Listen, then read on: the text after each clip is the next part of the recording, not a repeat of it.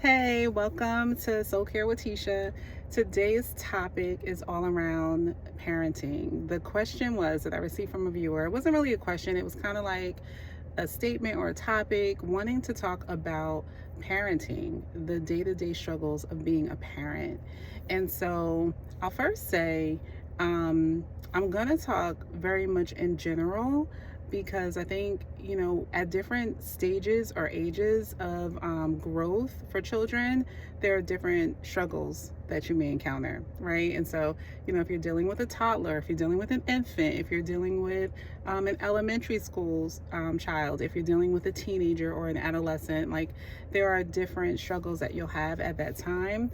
But there are three things I kind of want to encourage you on and have you keep in mind. The first thing is remembering that this little person is going to develop into a big person. I'll say for me, when I got pregnant at 19, I had my first child at 20. And for some reason, I didn't really understand this concept that this little person was going to become a grown individual. And so it really, really matters what I instill in this little person. I'm helping this little person develop into a fully functioning adult.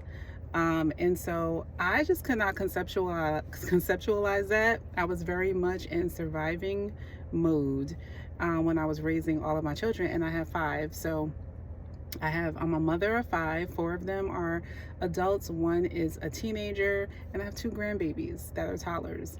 So, well, one is like elementary age and another is a toddler. But so I've had kids at all stages, right?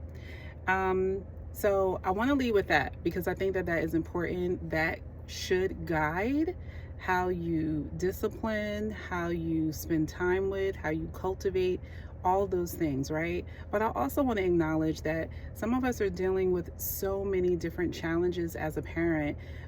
There's so many children that are on the spectrum. There are so many children that have disabilities. There are so many children that are sickly. There are so many children that are just dealing with a lot of parents have extra stress, right?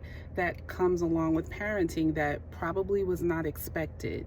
And so in that space, my first tip is to definitely give yourself grace. Give yourself grace for this journey. There's no such thing as a perfect parent. We are all growing and learning, and it's important to have a village and to be able to lean on a village. If you don't have a community of support around you, I encourage you to find community.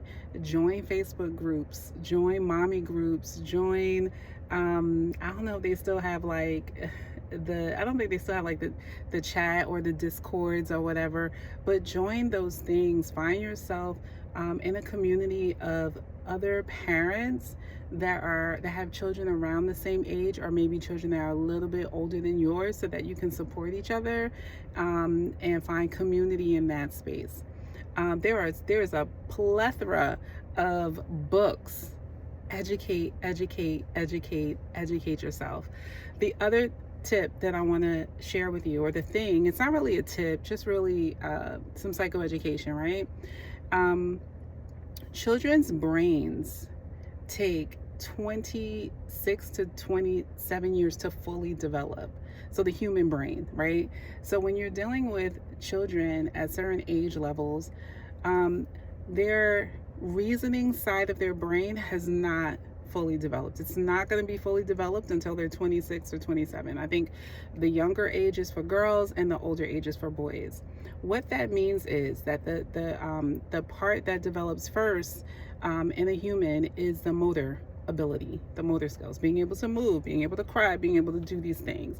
And then emotions, right? That part of the brain that signals emotions, how you're feeling, if you're upset, so that's why you got the baby crying and doing all those different things, and very emotional. Children are emotional beings, right? And so I share all of that to say, children being emotional beings with mobility, that is why we have emotional outbursts. That's why we have tantrums. That's why we have teenagers making irrational decisions, right? Because the reasoning part of their brain is not fully developed. And if you take that into consideration, as you're parenting. Take also my first recommendation, or my first tip, that there are little people that are going to be raised into big people. When we put all those things together, let that guide how we discipline them. Let that guide how we nurture them. Let that guide how we interact with them, right? And so if their emotional part of their brain is highly active, then we want to deal with them from an emotional level. We want to talk about how they're feeling. We want to acknowledge the feelings. We want to acknowledge that you're upset. We want to acknowledge that your feelings are hurt. We want to acknowledge happiness. We want to acknowledge joy. We want to acknowledge all these things. And then we want to process with them from that place of emotion. Because the reasoning part, as adults, we want to reason it out. Like, this don't make no sense. Why are you doing this? Cut this out, right? Because we're able to reason. They are not. And so we want to move from that space in parenting, right? And so those are my 3 things. Remembering that they are little people that are going to become big people. Secondly, remembering that their brains have not fully developed. So there should be a great expectation that there's going to be a lot of emotionality in children, in teenagers, in adolescents. There's going to be a lot of emotionality and very limited reasoning, right? And so we should go in expecting that and prepared for that, and making sure that as adults, we have emotional intelligence. We know how to communicate emotions. We know how to create an emotional language with our children, right?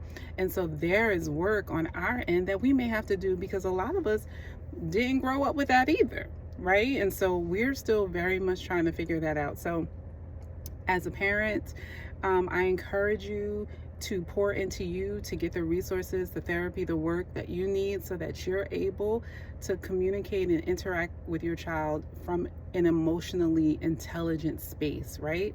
And then the last thing I'll say, and it was the first thing I led with, is give yourself grace. Give yourself grace. Learn to take the time that you need. Learn to pour into you. It is so difficult to give from an empty cup.